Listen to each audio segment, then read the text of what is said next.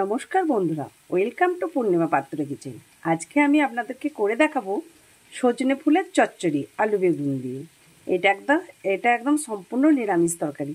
চলুন তাহলে কী করে সজনে ফুলের চচ্চড়িটা বানাচ্ছি আপনাদেরকে দেখানো যাক।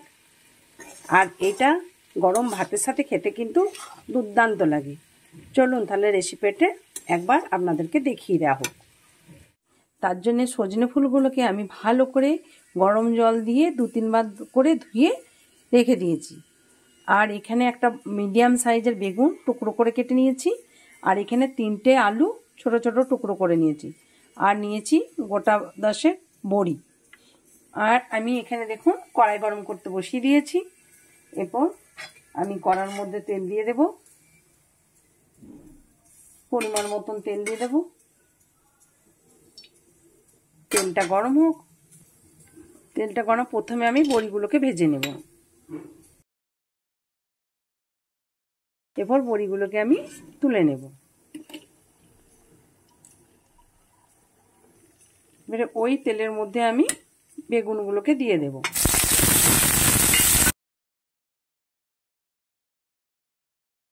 পরে বেগুনগুলোকে ভেজে নেব। দেখুন বেগুনগুলো ভাজা হতে হতে আমি একটা মশলা বানিয়ে নেব। আমি মিক্সার জারে 1 চামচ সর্ষে দিয়ে দিলাম। আর এরই মধ্যে হলুদ লঙ্কা দিয়ে একসাথে পেস্ট করে নেব। 1/2 চামচ দিয়ে দিলাম হলুদের গুঁড়ো।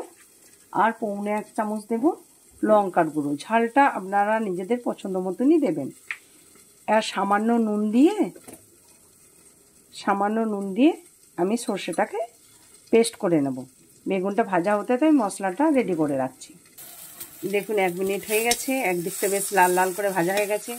উপর দিকগুলো আমি ঠিক একভাবে উল্টে দেব, নিয়ে আর সামান্য একটু ভেজে নেব। দেখুন বেগুনটা ভাজা হয়ে গেছে, লাল লাল করে ভেজে নিয়েছি। এবার বেগুনটাকে তুলে নেব।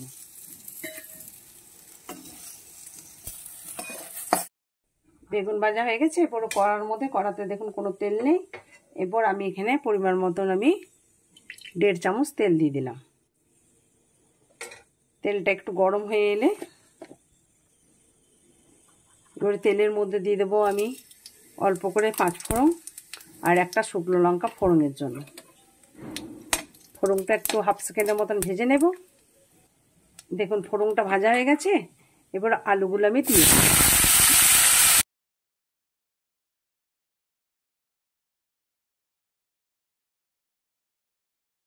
এরপর আমি ওই সজনে ফুলগুলোকে দিয়ে দেব আলুর সাথে।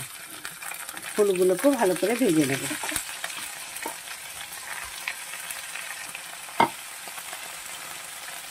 আর এখানে দিয়ে দেবো একটু স্বাদ মতো নুন।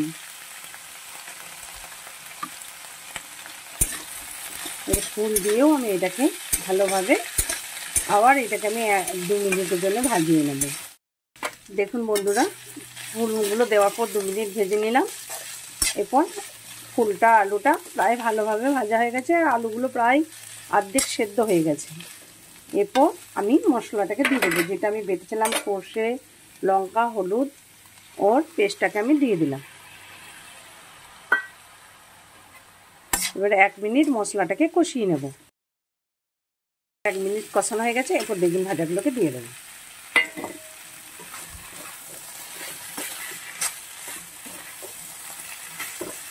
এটা আমি 1/2 মিনিটের মতন কষিয়ে নেব, তারপর জল দিয়ে দেবো। দেখুন বন্ধুরা 1/2 মিনিট কষানো হয়ে গেছে। এরপর আলুগুলো আর অল্প সেদ্ধ হবে, তার জন্য আমি এবার জল দিয়ে দেবো। আর সজনে ফুলের চচ্চড়িটা প্রায় রেডি হয়ে এসেছে। আর এটা ভাত দিয়ে খেতে কিন্তু দারুণ লাগে। আর সিজনের সময় খেতেও হয়, সজনে ফুলও খুব উপকারী খাওয়া। এরপর আমি বাটিটাকে ধুয়ে 1/2 বাটি জল দিয়ে দিলাম। নুন ঝালটা চেক করে নেব।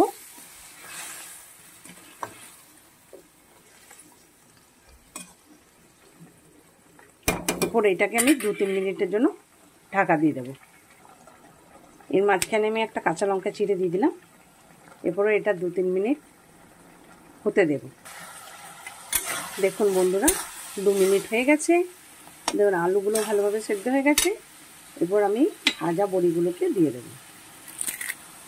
হালকা করে ভাঙে অপর থেকে ছড়িয়ে দেবো। এবার এটাকে একটু নাড়াচাড়া করে 2 মিনিটের জন্য রেস্টে রেখে দেবো। তাহলে সজনে ফুলের চচ্চড়ি একদম সম্পূর্ণ রেডি। বন্ধুরা 2 মিনিট হয়ে গেছে রেস্টে রাখা। এরপর আমি একটা পাত্রে ঢেলে নেব। একটা পাত্রে আমি রেখে দিচ্ছি।